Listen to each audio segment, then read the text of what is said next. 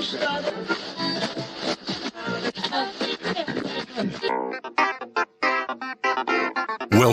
to the John Freakin' Muir Pod. Lace up those boots and sling on the pack for a romp through trails, short and long. With your host and Renaissance man, Doc. It's time to embrace the suck.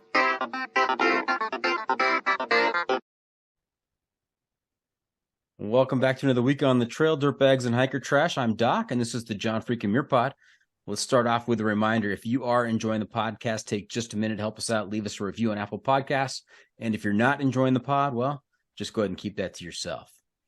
All right, let's get to this week's guest, a young woman who has hiked the AT and has had her life changed forever. Welcome to the John Freakin' Muir Pod, Kaylin Brown. How's it going, Kaylin? Good, thank you. I'm so excited to be here. I'm very nervous, though. Oh, don't be nervous. It's just you and me talking. There's nobody listening to this. It's just you and me. Don't worry about this. Now, Kaylin, you've done the AT, the Appalachian Trail. Yes. Okay, and how old are you? Right now I'm 21. I was 18 at the time. Oh, wow. It was a few years ago. Yeah.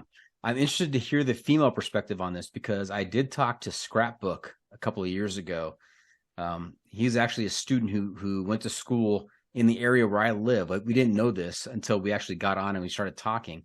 But as he went through his senior year, he was, his friends were dreaming about their gap year or going to Europe or doing this or doing that. And he was dreaming about the PCT.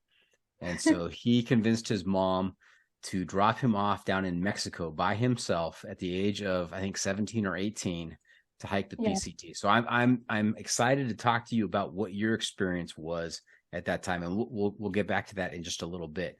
On the AT, did you pick up a trail name? I did. It was Moxie. Moxie. Yeah. Moxie. Okay. And tell us how you ended up with Moxie as a trail name. So do you know what the definition of Moxie is? It's like you've got spunk. You got a little bit of fire in your belly. Yeah. So it was half that and half the fact that it's a soda, a drink from Maine. And so it was the first week in Georgia, and I was at some trail magic in a gap. I think it was Tennessee Gap or something. But there was a family there, the Corey family, and they are all from Maine. And the trail angels that were doing the trail magic offered to slack pack everybody over the last mountain of the day to the campsite because there was another gap. And I was like, no, I'm going to carry my pack because I want to be a purist and I don't want to slack pack. So I was the only one who actually carried their entire pack over that last mountain. And so the family, the dad, Marcus, he was like, girl, you've got Moxie. And he was also from Maine. So he was like, and it's a soda from Maine. So it kind of fits. Nice. That's a great story. Now you are from Maine. You're calling in from Portland, Maine right now. Yep. Okay. Nice. Now you said that you're a purist. Define for us what is a purist? What's your definition of a purist? I'm not a purist anymore, but you started off as a purist, and then you became a realist. Yeah. Basically what I thought a purist was somebody who just carries all of their stuff the whole way, like every single mile, without slack packing or just carrying a day pack and having someone else transport your stuff. So that's kind of what I considered a purist, and like having a continuous footpath and all that fun stuff. I did end up having a continuous footpath, but I did slack pack a few times, and I'm glad I did. Nice. That's kind of like it's like glamping, isn't it? Yeah, in a hiker way, yeah. Okay. Now we started off the podcast welcoming dirtbags and hiker trash. Do you consider yourself either one of those? Yes. Yes. Which one, or both? Both. Both. Okay. Very good. Now, the reason I asked you about your trail name is because we typically go by trail name on the podcast. So from this point on, I'm going to call you Moxie, if that's okay. Awesome. I love that. I miss it. Yeah. Do you encounter that in regular life very much? Only if I see old trail friends or people that have hiked other long trails, they'll ask me what my name is, and then they'll start calling me that name, which is kind of fun. I also used it on another shorter trail, so that was kind of nice to have as well. Yeah. But yeah, no, I don't really get called Moxie very often anymore, but I still consider it to be like my second identity almost. Mm-hmm. My adult children have gotten to calling me Doc instead of Dad, so that's kind of nice. That's awesome. Now, have you had a chance to listen to the podcast? I haven't. Oh, Life has been crazy lately. Okay, so you have no idea what you're in for tonight then. Nope. Excellent. Hey, I want to give you the heads up that at the end of the episode, we have a segment called the Pro Tip Insight of the Week. And that's where I will turn to you and ask you to share some trail wisdom with our listeners to make their next outdoor experience even better. So don't be surprised. Okay. Now you're expected to drop trail wisdom throughout the episode, but you will be on the hook for the official one at the end. Oh, okay. I'll try. Don't use it all up too soon. Perfect. Okay. All right. The Must Bring Gear Review. Hey, Moxie, another feature we've been doing this season is the Must Bring Gear Review, sponsored by the ultralight backpacking gear company 6 Moon Designs. And here's how it works. If you were to let a stranger pack your bag with pretty much generic gear for a multi-day hike, such as the Appalachian Trail, what is the one specific piece of gear you would insist on being packed? And if you've got a particular brand for that specific piece of gear, even better. So, Moxie, what's your must-bring piece of gear out there? What do you have to have? Should it be other than like the big three, something like smaller? Yeah, you know what? I open this up to whatever you want to share. It's been people have listed shoes, they've listed their camera, they've gone all kinds of different directions with this. So it's totally up to you. Okay. A little massage ball. Like I used a Rology ball. They're like cork massage balls, and you can literally like roll out any muscle with that thing, and it's super light. You can stick it anywhere. I had major arch issues at one point, and that thing was literally the only thing that was saving my feet. So definitely one of those, or an umbrella. Okay, an umbrella because of all the rain? Oh yeah, only on the AT. Or I guess if you're out west too for the sun. Yeah, I've had a number of people talk about having it for sun out on the PCT. I had it on the Colorado Trail. I believe it was a 6 Moon Designs one, and both on the AT and the CT, it was a lifesaver. It just kept it keeps you sane when you're not being hit in the face with rain or having the sun melt your face off. So. Right. And I really like the idea of that cork ball because I've had a number of people talk about shoes, make sure they have the right shoes, whether that's a particular boot that they like or trail runners, because if the feet aren't happy, then the rest of you is not happy. There's no way you can enjoy a 2,200 mile plus hike if your feet are in pain. So that's a great idea. Okay. Hey, to help us talk a little bit more about gear, and then to also help me assess what your sanity level is, we've got something we call It's the hiking pole. The hiking pole, and that's pole POLL, like a survey, not POLE like the thing you carry in your hands out there. Okay, so these are 7 questions that I'm going to ask you. That's going to help me give you a score from 1 to 100 on the sanity scale. Okay. All right, with 1 being completely insane and 100 being completely sane. Now, you have to know right off the bat that there is an automatic 25-point deduction for anybody who's completed one of the American long trails. So your highest possible score at this point is 75, because we already know you're a little bit crazy. Okay, cool. All right. If I were to ask your friends and family, hey, where would you put Moxie on the sanity scale? What number do you think they come up with? Maybe, wait, on the scale, are we doing like percentages or like 1 to? Between 1 and 100. Now it's 1 and 100. Okay. 75. Okay. Where the higher the number, the more sane you are. Yeah. I would say like maybe a 35 or 45. Oh, wow. Okay. You're a little bit crazy. Okay. Well, let's get to this. You have no idea what I'm going to ask you, do you? Okay. No. You haven't heard these questions before? Nope. No. Okay. I'm kind of scared. Are you nervous? Good. Yeah. You're supposed to be. Now, my scoring is completely subjective. It's just whether or not I agree with your choice. It's not based on any kind of scientific study or anything like that. It's just my opinion, which, this is my podcast, so I get to do that. Okay. And instead of just a single word answer, we also value your explanation of your answer. So sometimes I can completely disagree, but maybe you can persuade me with, your rationale behind your answer. Okay. All okay. Right. We're gonna start off. We're gonna start off easy. This is good. Right. Ready? Question number 1: trekking poles or no trekking poles? Trekking poles, 100%.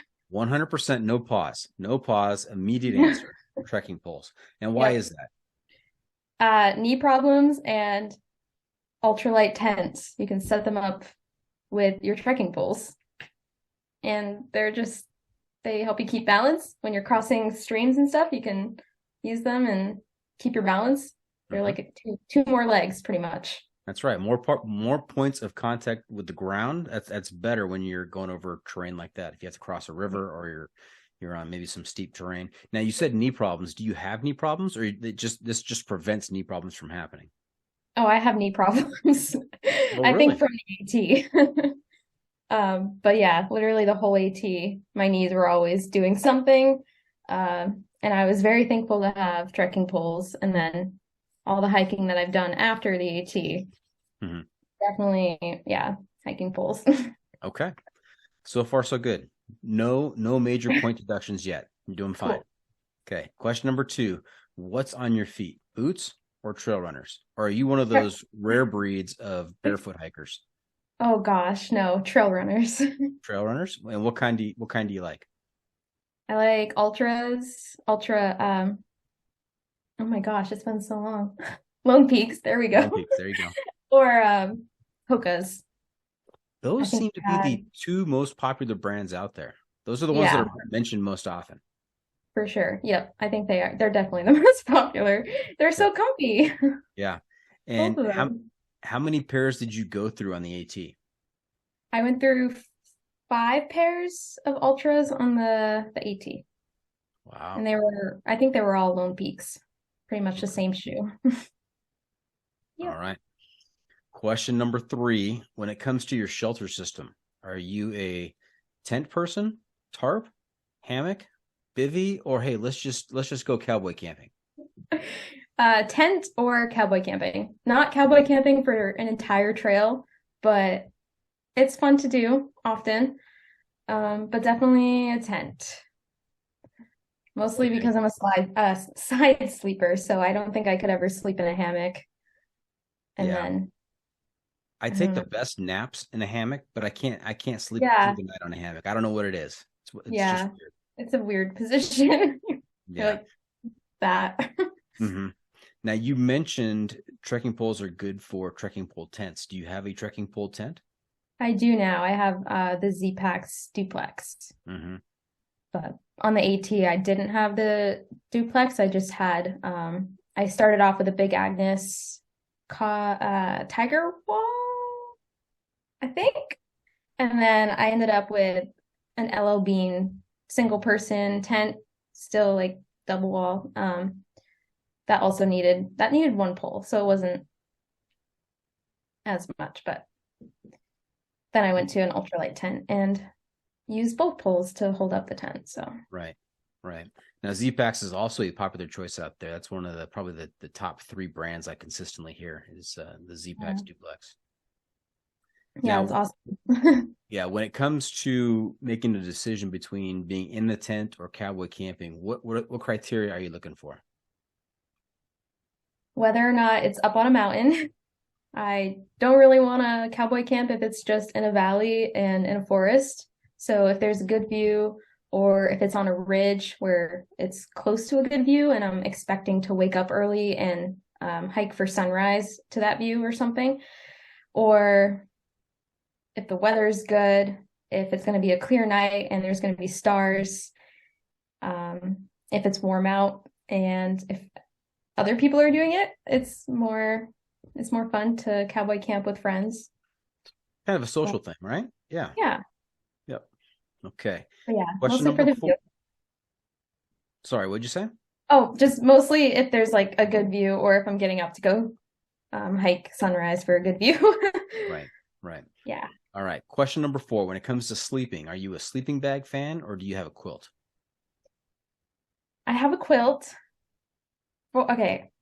For the East Coast, I'm a sleeping bag fan. For the West Coast, quilt fan. Okay. And why is that? I found that my quilt on the East Coast didn't keep me as warm. It might have just been because I was hiking in the fall, doing a little backpacking trip, and it was more cold. I'm not really sure, but it just seems to be more like the air is more moist on the East Coast, had like more humidity. So my quilt didn't work as well, but out west it was great and I was warm every night and it stayed dry. But on the Appalachian Trail, I very much preferred having my sleeping bag, like a synthetic sleeping bag.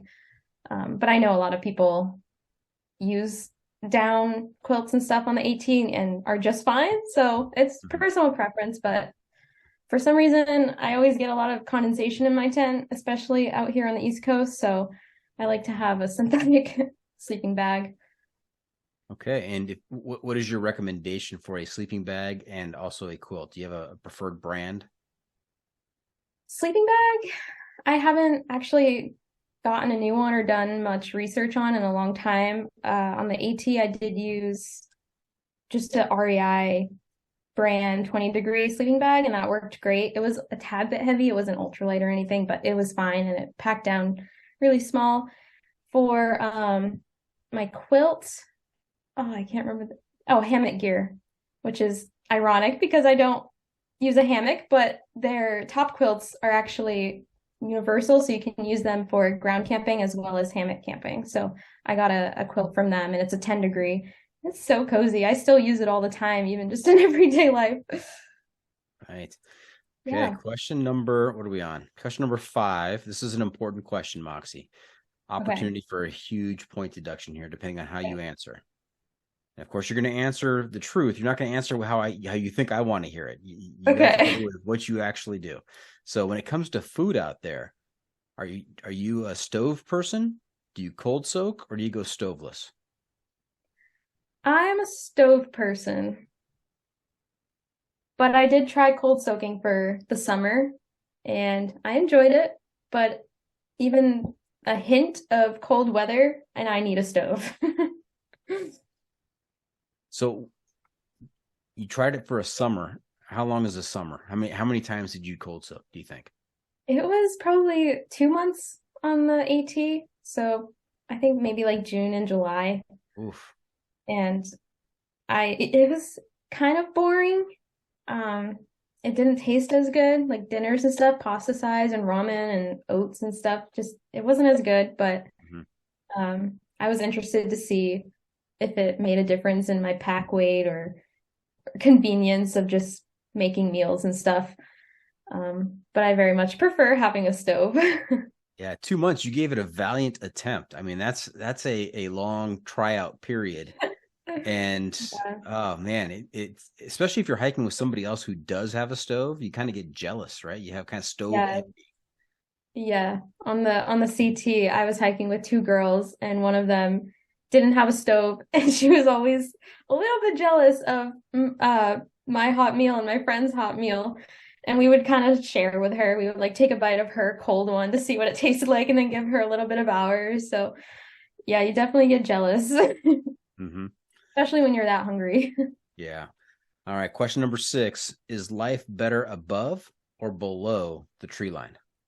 Oh, above, for sure. Oh, that's a good solid answer right there. Way better. Okay. Now, last question. What's more important to you, pack weight or luxury items?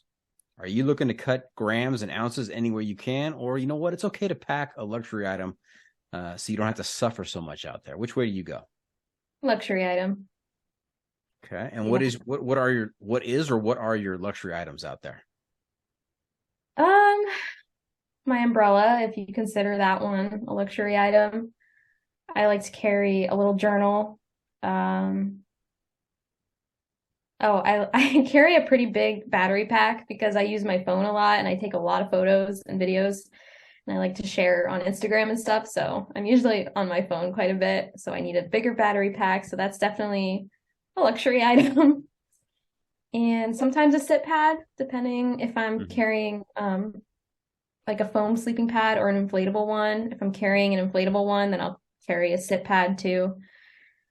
And I went on a short trip with a buddy of mine named Yahtzee, and he had a sit pad, and I made fun of him the first few days about that sit pad, about how bougie that was, and what a luxury life he has, and then he jumped in the water somewhere, and I borrowed his sit pad to sit while he was in the water.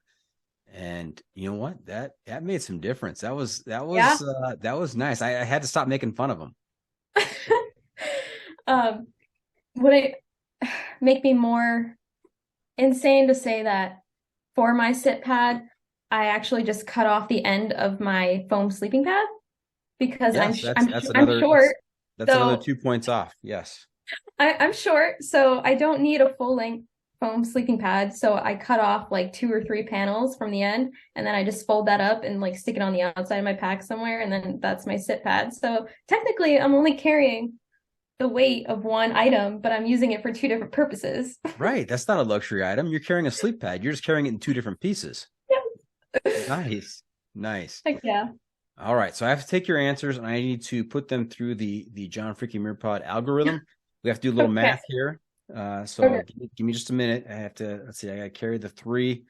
We're going to divide by pi, multiply by root 2, and we're going to adjust for the temperature at the top of McAfee Knob in July, and I come out with a solid score of 42 for you. Woo! I'm proud 42. of that. I'll take it. Yeah, I'll take it. That's a badge of honor right there. I'm gonna like write that number down and like stick it on my wall or something. You have to put on a hat. Wear the hat around. Yeah, that's my new lucky number. 42. Could be Moxie and then 42 underneath it. That's brilliant. Yeah. Oh my gosh. Trademark. Done. Oh my gosh. Okay. All right. Hey, Moxie, before we get too far down the trail, let's back up a little bit. Let's hear your origin story. Where'd you grow up? What's your background? Brothers, sisters, family? And how did you get involved in the thru hiking cult? Because, we talked to a lot of people who are typically in their 30s, 40s, 50s on the podcast here. You are a rare breed. I'm talking to people in their early 20s. And so I love to hear how you got involved at such an early age. So where'd you grow up and how'd that go? Okay, so I did grow up here in Maine in a little small town about an hour and a half north of Portland. And my family has a camp up in Millinocket or near Millinocket, Maine, which is where Baxter State Park is. So just growing up, we would go up there all the time. And my family was pretty outdoorsy, not in the hiking sense, but we would go camping and kayaking, and they were into like hunting and biking and stuff. So we were always outside. And since my family had that camp, I kind of knew about Mount Katahdin in Baxter, but not a whole lot. And the only thing that I really knew about it was from that book, Lost on a Mountain in Maine, which is about Dawn Fendler getting lost on Mount Katahdin at age 9 or 11 or something. And that scared me. I was like, there's no way I'm hiking that mountain. My dad asked me if I wanted to, and I was like, no way, I don't want to get lost. There's no trails, blah, blah, blah, all this. And I was like, I don't know, 12 or 13, I think, maybe 14 at the time. But after a year or 2 or 3, I learned a little bit more about it. And so my dad convinced me. We went hiking. We did Mount Katahdin. And that first summit was like my first real time hiking a mountain. I had never really hiked a mountain before, or not even a small one. So it was kind of a big one to start with. Yeah. But I remember getting to that first viewpoint where I could see out, and I started crying. And I was like, it's so beautiful.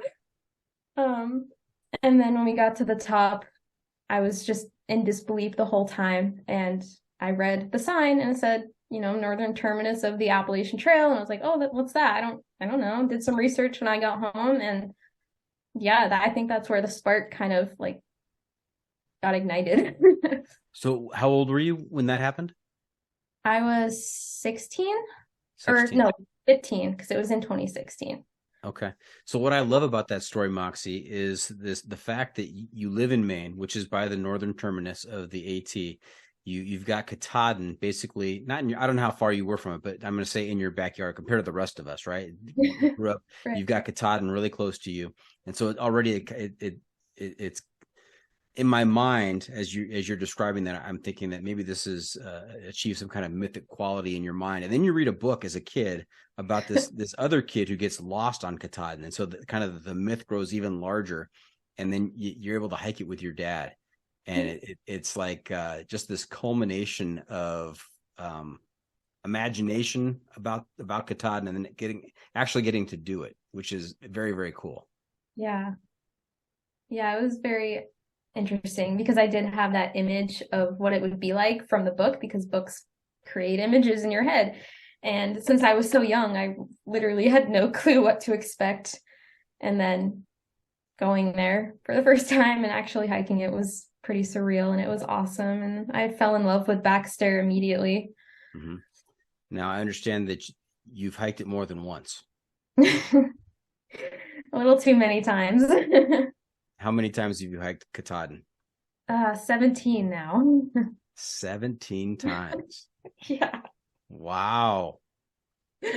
And in all different conditions or different types of the year? I mean, have you seen the mountain in different aspects like that? Yeah, so definitely all types of weather. And I did it once in the winter with a group from the college that I went to. So that was crazy. That was full on mountaineering, like crampons, ice axes, and snowy conditions at the top. It was an experience. But during the summer and fall, I've definitely experienced all types of weather up there. Ice, wind, 70-mile-an-hour winds, super sunny and no wind at all, hot and cold on like the same hike. It changes so much. It's crazy. Yeah. Now, some people have spirit animals. I imagine that you have a spirit mountain, and it's called Katahdin. It seems to me that seems to be an anchor in your life. I really love that mountain. It's really special, and I have had a few like more on the spiritual side experiences with people on the mountain, so it means a lot. Yeah. Okay. Now, what are you doing these days? Are you in college? I'm not. I was for a couple of years, but I ended up dropping out, and I'm just working full time in Portland now and paying the bills and living in an apartment until I can find my next adventure. Okay. So are you one of those who works to finance your next adventure? Yeah, pretty much. Yeah. Lately, it's been a little bit harder because I don't really know what to do next, and I have this apartment that I'm paying for, so I'm starting to realize how hard it is to actually save up for a big adventure because I am only 21, so saving up money was a little bit easier when I was a teenager, and 19 and 20 versus now more bills are piling up, so right. I'm starting to realize that it's going to take longer to save up, and that means I don't know if I'm going to be able to do something next year or the year after, but I'm hoping. That's the goal. That's why I want to work and save up money. So yeah, having an apartment, having more overhead, that puts a dent in things. Yeah, for sure. And so what are you doing to pay the bills? What kind of job do you have? Right now I am working at a ironically enough, a Maine-made like gift shop in downtown Portland. So it's called Lisa Marie's Made in Maine, and basically they work with hundreds of artists, local Maine artists who sell their products there. So everything is made locally and by a different artist, and it's really unique and special because it's not just stuff that is coming from factories in China or something. Mm-hmm. Everything is different. What's the name of the shop again? Lisa Marie's Made in Maine. Lisa Marie's Made in Maine, and it's in the town of Portland. So if you're in Portland, stop by Lisa Marie's Made in Maine, buy something there, and give Moxie a big tip so she can help. You can help her finance her next big trip. Come say hi. Come say hi to Moxie. I love seeing hikers and talking to people. Now, any brothers and sisters, Moxie? Yep, I have an older brother. He's 25 and he lives not too far from here in Biddeford, which is just a little bit south. Okay. And is he also a big through hiker like his little sister? We are pretty much complete opposites. He is not a very outdoorsy person at all. He is a homebody. He has a dog, and yeah, we just have very different interests. No, I always find that a little bit funny because I know that brothers and sisters can be, have different interests, but it's always funny to me when you have somebody who is a big outdoors person like yourself, and they have a sibling who is like, no, nope, no way, not doing that. That's just nuts. Yep, that's pretty much how he thinks, and also how the rest of my family thinks. They're like, nope, no way, that's crazy. You're crazy, you wild child. Like, Now, even though they're not interested in that or don't want to get involved in that, what do your parents think of you doing the Colorado Trail and the Appalachian Trail? What was their perspective on that?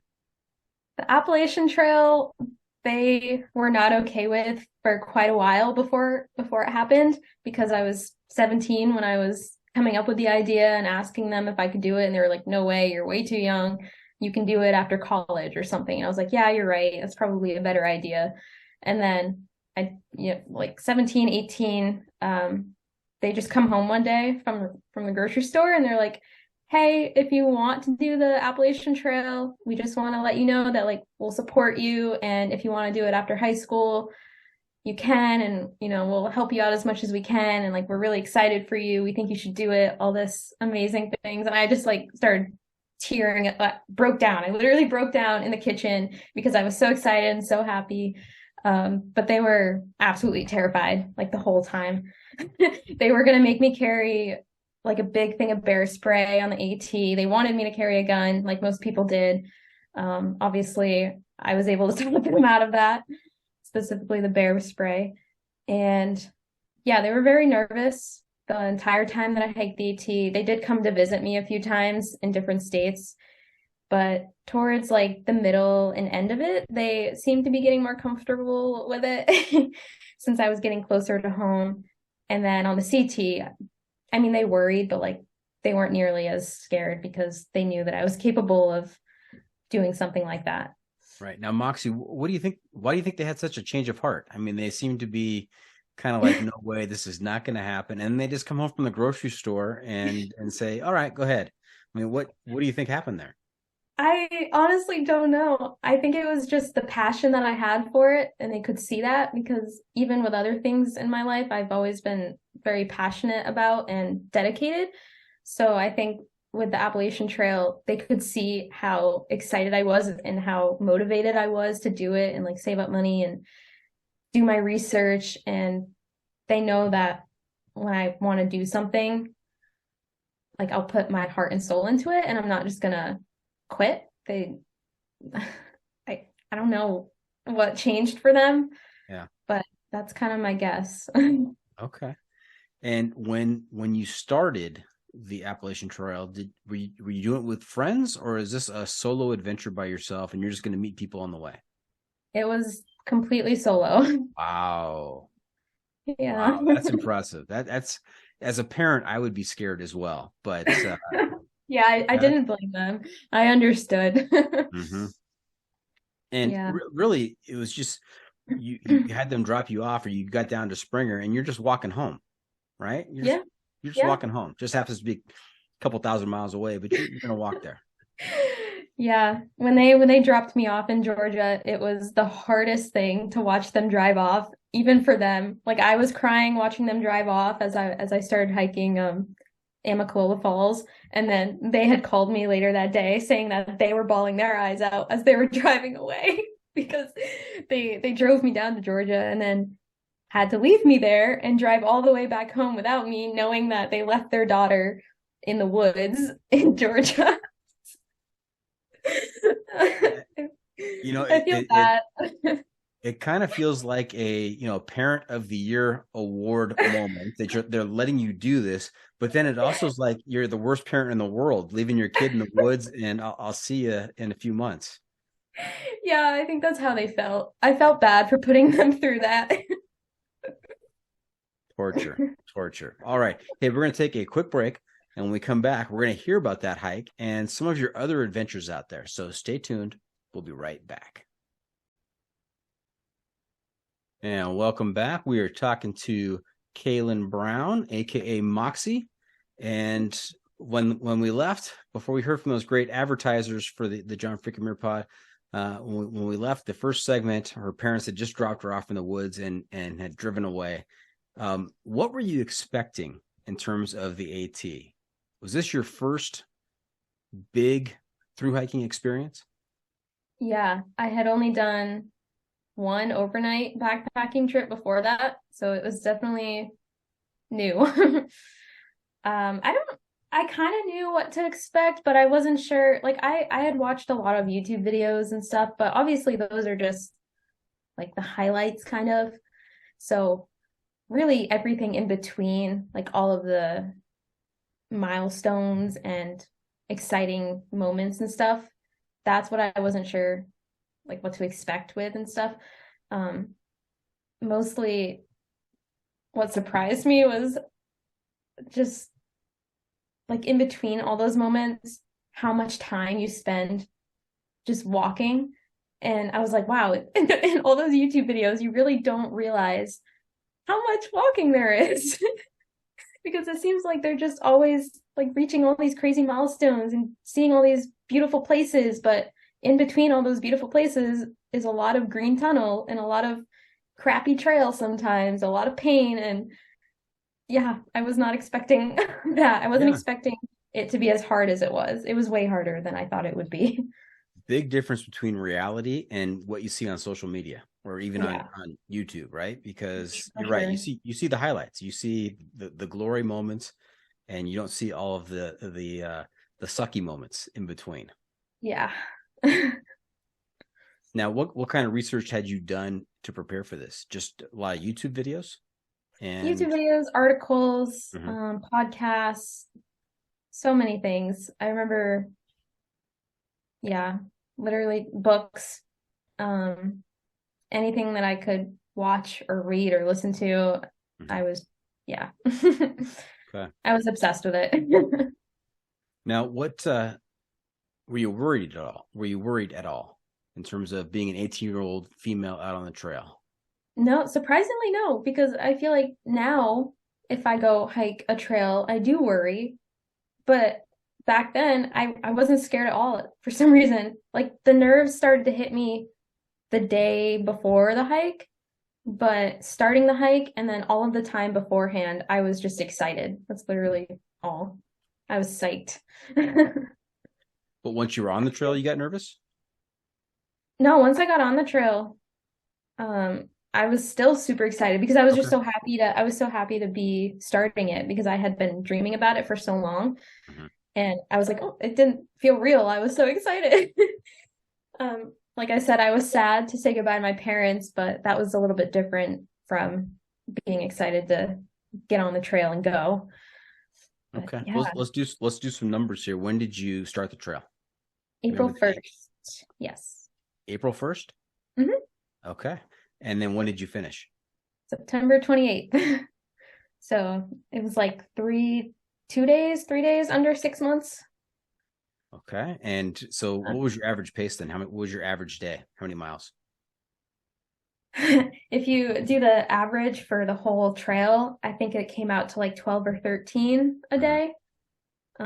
Because I started out pretty slow, ended pretty slow, but I had a lot of mid-20 days. I would be like in the middle, kind of like everyone else. But right. I never really did any crazy 30-mile days. Those weren't for me. Right. Did you do a number? How many 0 days did you have? Ooh, I didn't count those, but I would try to take one every week or two. At least, if not a 0, then a Nero every week. Okay. Now you started off alone. Did you quickly fall into some friends out there and meet some new folks that you spent a lot of time on the trail with, or was it just kind of hit and miss out there? So the first week or so, I was surrounded by like a lot of people that I kept seeing over and over again. And then for the first half of the trail, after like that first week or two, everyone kind of started spreading out a little bit. So I wasn't really like hiking with anyone in particular. I wasn't with a tramlee. I just kind of kept hopping back and forth between groups of people every couple of days. And then for the second half, I literally, like at Harper's Ferry, which is close to the halfway point of the trail, I started hiking with two people, Joe and Taryn. And then we hiked pretty much the second half together up until the Bigelows-ish of Maine. And then I actually ended up switching back to some of the first people that I met on trail, like the first night, and then hiked with them the rest of the way. And we ended up parting ways in the 100-mile, and then I finished by myself. So I started by myself and finished by myself, but in between, I was with like two groups of people, I'd say. Okay. Now, while you were out there, did you run into a favorite trail name? Favorite trail name? Yeah. Oh my gosh, there were so many. Hard to remember now. There's so many. My mind is drawing a blank. Okay, that's all right. That's all right. There's like hundreds. Yeah. It's hard to like pick one. That's okay. Yeah. We can come back to it. If it comes to you, just blurt it out. Okay. Do you Okay. have a favorite memory from the trail? From the AT. Yeah. So many. I would have to say Smoky Mountains, probably. That was a really special place, and I had always kind of wondered what it would be like to go there before the AT, and getting there while hiking the AT, it was like my first reminder of home, because you see the evergreens for the first time on the trail, and it reminded me of Maine, and it made me very emotional and also happy. And it's also just a beautiful place. Like the mountains are so rugged looking and sharp, and yeah, it was like the first real wilderness that I felt on the AT. Nice. Now, Moxie, your name is very well suited to you. You've got that spunk to you. Seem like you got that fire, that enthusiasm, that positive attitude. Did you ever find yourself out on the AT wondering, what the heck am I doing out here? Did you ever have any low moments out there? I had low moments where I didn't want to hike, but I never thought about quitting. I never said to myself, why am I even doing this? That thought never crossed my mind, and I don't know how, because there were a lot of like down moments and sad days, and yeah, but those were just days where like I just wanted to go into town and I just wanted to take a day off, but I never once thought about quitting, because I was so determined to do it and I was so passionate about it. I was like, I'm gonna hike this thing. And I wanted to the whole time. It's not like I ever stopped wanting to through hike. So, yeah. Okay. Did you ever encounter any type 2 fun out there? So much type 2 fun. Anytime it rained, anytime my feet were hurting, my knees. I injured my knees twice and had to like hike through the pain, and that was awful. Pennsylvania rocks were type 2 fun for me. And then the cold in the very beginning and then the very end was not fun. I'm not I hate the cold. I hate the cold so much. I don't do well in cold temperatures, so I get very grumpy. But yeah, other than that though, I know a lot of people have like type 2 fun in the whites sometimes, because there's a lot of exposed ridges and stuff.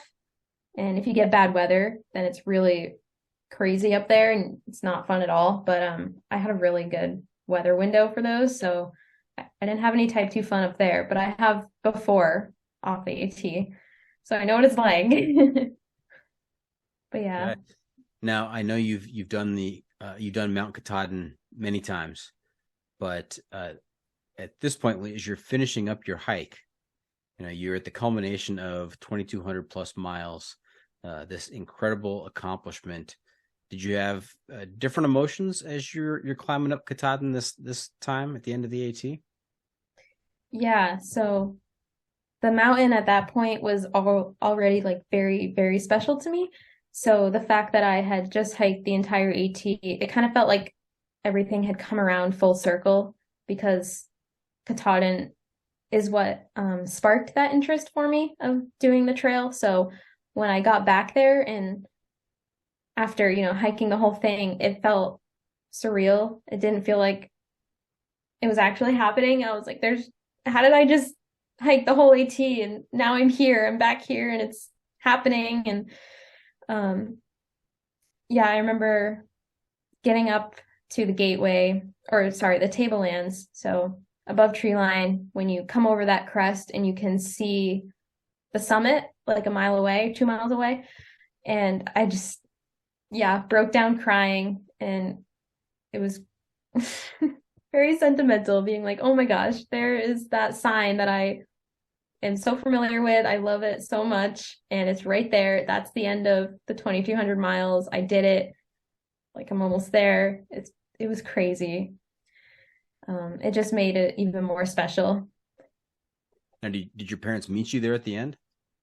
They met me at Katahdin Stream Campground, so they stayed at the campground, but I went up with actually a couple of teachers from my high school, but they ended up not making it, so I went by myself from like the tablelands to the summit.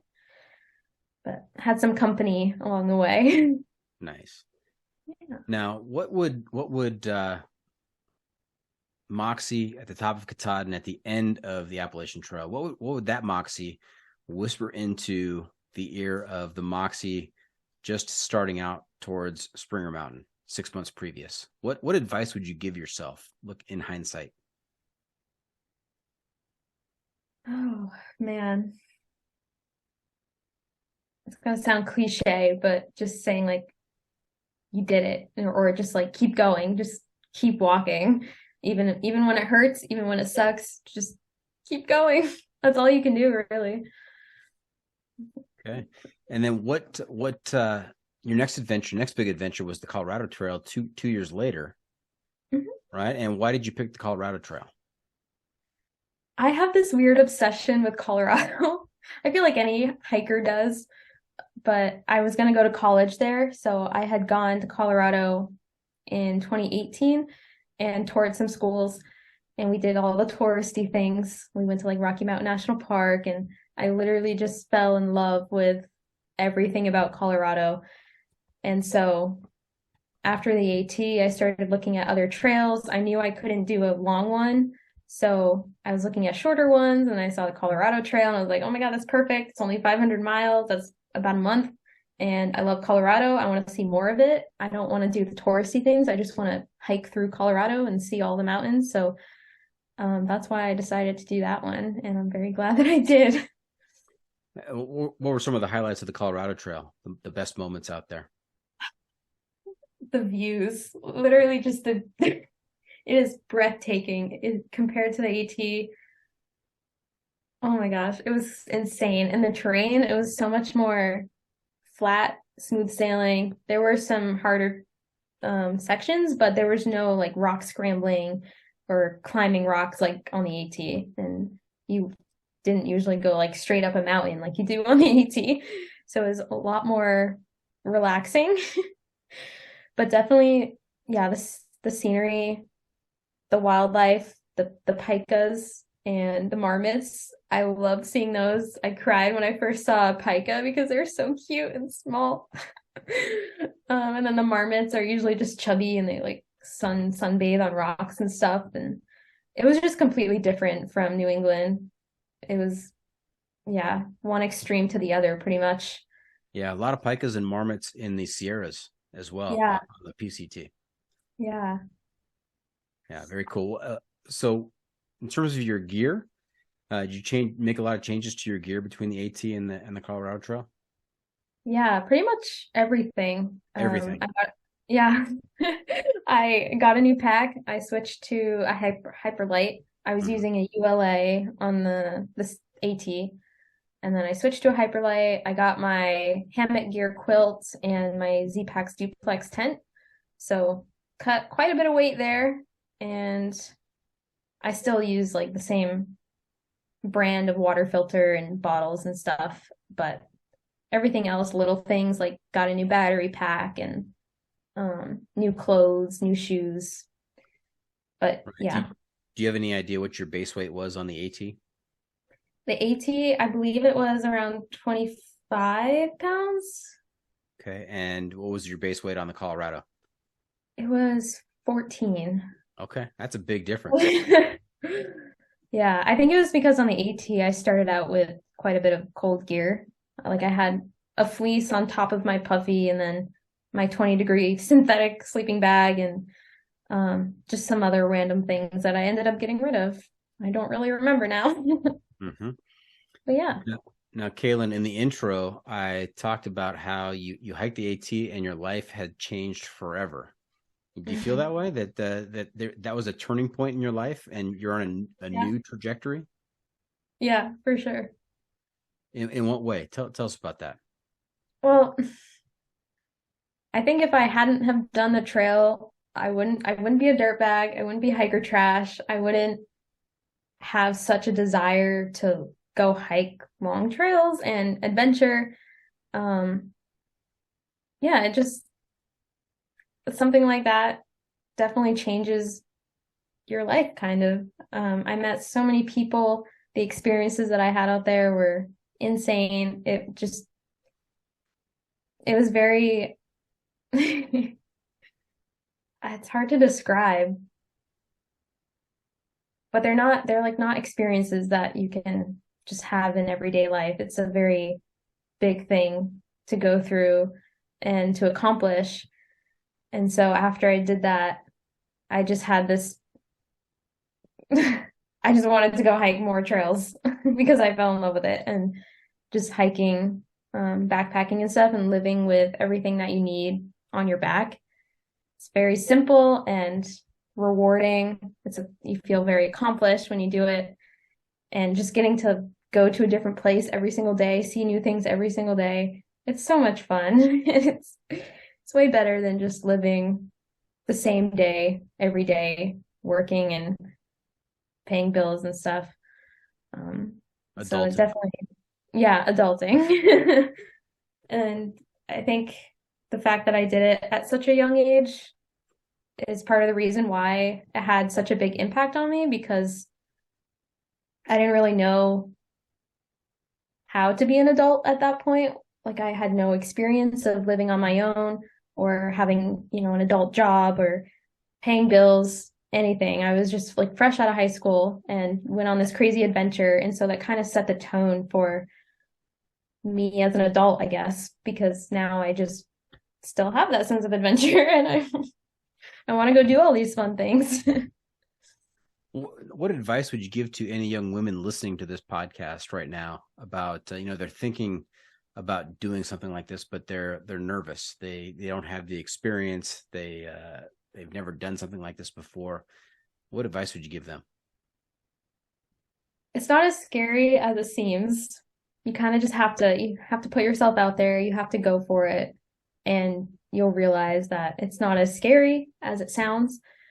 I know there have been a lot of times where, aside from the AT, I have been scared to go do something by myself. But once I'm out there doing it, I realize, oh, like this is way better than I thought it was going to be.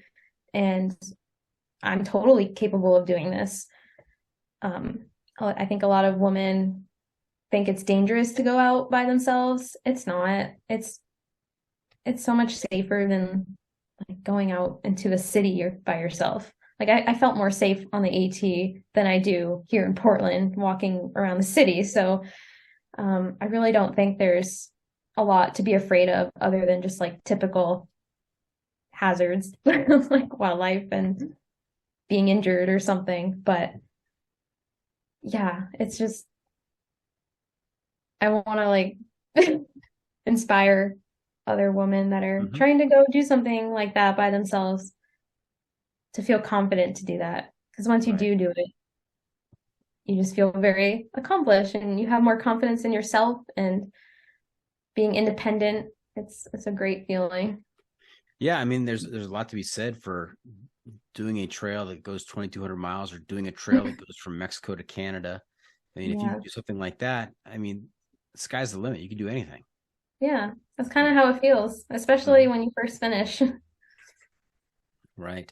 Now, you mentioned wildlife just a minute ago. Any wildlife encounters on the Colorado Trail? No, not really. No? I Okay. didn't see bears. I saw some deer, and on the first day there were some bighorn sheep in the canyon when you first start, but they're harmless. Mhm. And then all the pika and marmots, they're harmless. So no, Yeah. nothing crazy. Do you have any through hikers, either male or female, that you look up to out there? Maybe some well-known folks out there who have YouTube channels or Instagram feeds, showcasing what they've done. Yeah. I mean, all of the most popular ones, I think everybody knows, like Dixie and the people from the Trek and what's his name? I'm drawing a blank again.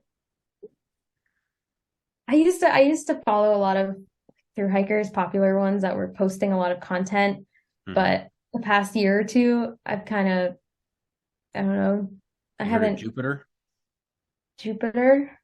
hikes.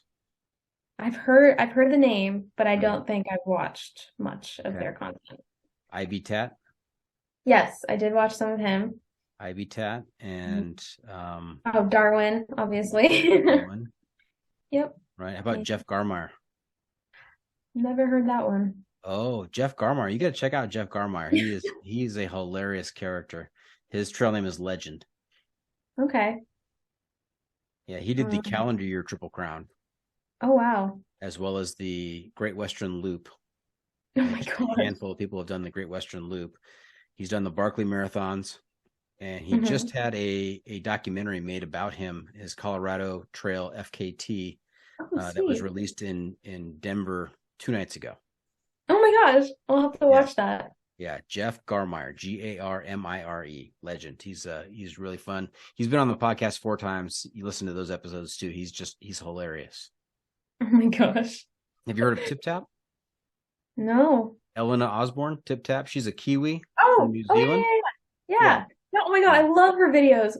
She's so awesome. Yeah. If I made YouTube videos about my hikes, it would be that kind of style. The way that she tells stories in her videos. Yeah. So amazing, so emotional. Yep. Absolutely. And speaking of Tip Tap and New Zealand, I understand you've got some things on your bucket list, including a hike in New Zealand. Yeah, I really want to do that trail. I don't even know how to pronounce it. Tirora? It's close. That's close enough. Yeah, I butchered every time I try to pronounce it as well. So I just abbreviate it to the TA. The TA, yeah. That's a good. Yeah. And then also is it the Pyrenean Hout route?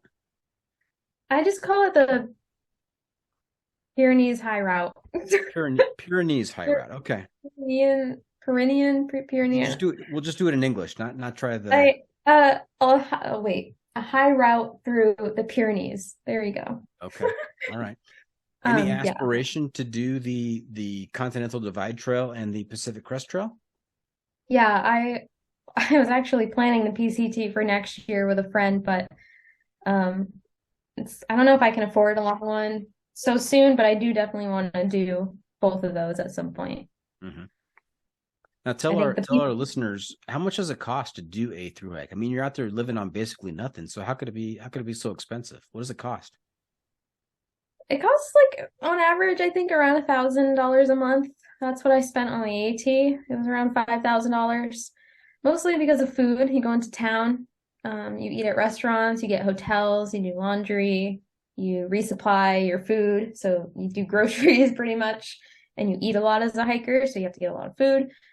Transportation, lodging with hostels, all that fun stuff, gear replacement. Yeah. Mailing stuff. Now the AT is very much a town adjacent trail. There's a lot of towns that are real close to the trail. Not so much in the West and on the PCT or on the CDT, right? I mean, it's a little more isolated on those two trails. Yeah, I don't know much about the PCT as far as towns. I know on the CT when it shared trail with the CDT for like 200 miles or so. But I felt like the towns were still pretty close together. We only went like 4 or 5 days on average between towns, which isn't very long. Mm-hmm. And they were pretty easy to get to. Of course, they didn't go right through, like the trail didn't go right through town like the AT did with some towns, but it was always easy to find rides or hitches. Okay. Yeah. Any interesting hitch stories? Oh gosh. I have a few. I'm trying to remember. Um, there was one coming from the Notch Hostel in New Hampshire on the AT. A guy, he seemed kind of crazy. I don't really know what was going on, but he had a really small car and there was a whole bunch of stuff in the back seat. Um, but the three of us, I was with two other people, we needed a ride, so we squished in there, and I was like sitting on top of a pile of stuff in the back seat. It was so unsafe. And he was kind of sketchy. I didn't really trust him, but I felt safer because I was with two people. And he drove us to the trail and it ended up being fine, but it was kind of scary. And then there was one time that I hitched by myself, and I don't remember much of the experience. Oh, wait, it was in New York.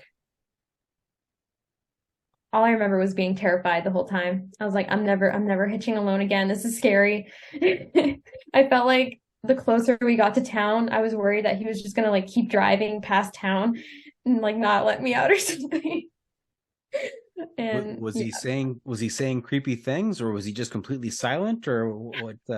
I mean, he wasn't silent, but he was just asking weird questions, and I didn't really know how to answer. Not so weird, but like a little too much, I guess.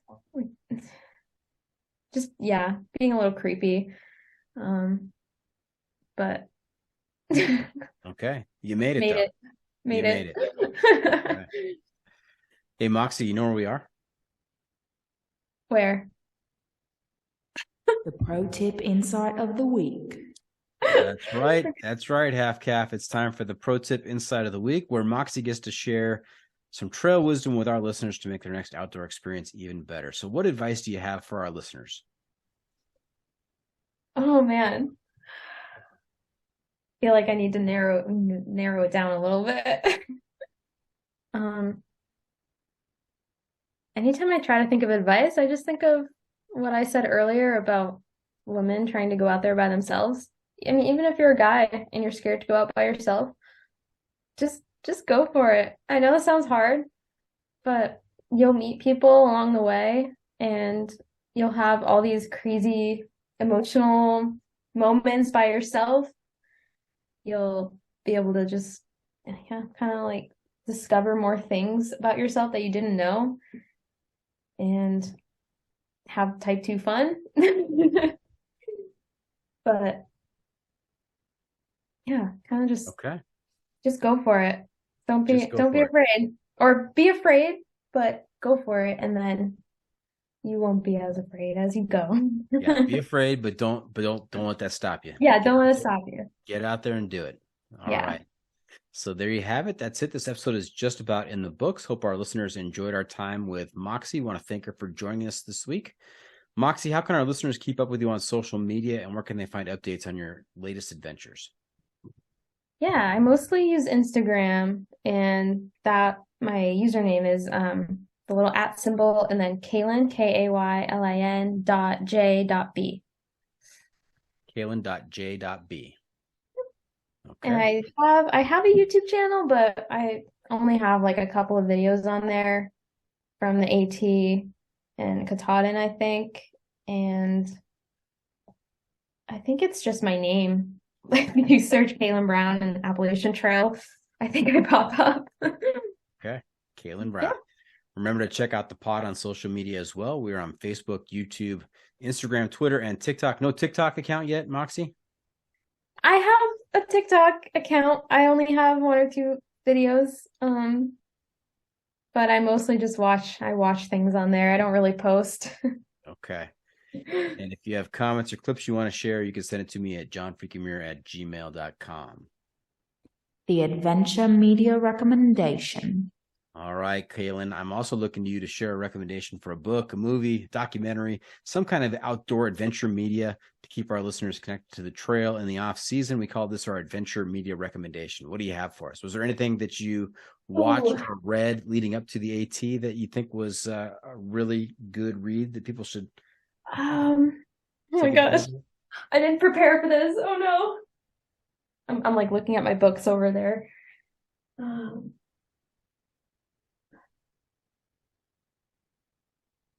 gosh. Okay, I don't have any good books.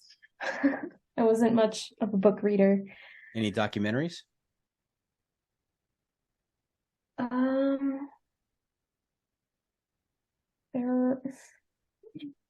might have to cut this part out. I'm so bad at thinking of things. I watched so many documentaries. Did you watch The Alpinist? I did. That was pretty good. That. I really liked. It was Dixie's documentary about the AT, and then Alina Osborne, Tip Tap. Yeah, Tip Tap. And she made a documentary, I think, about like the people of through hiking. I think it was about the PCT, but she made a documentary about the people in the community, and that one was really, really special, and it like hit me in the heart. Yeah, in the fields. You can't go wrong watching Tip Tap's YouTube account. So that's a good one. That's a good one. You could like binge watch her videos, and they're basically like little movies. Mm-hmm. They're not just typical YouTube videos. Right. That's a good recommendation right there. What have we not asked you? And before we wrap things up, just one more segment for you called "What Have I Not Asked You That You're Dying to Tell Us About?" What did we miss tonight?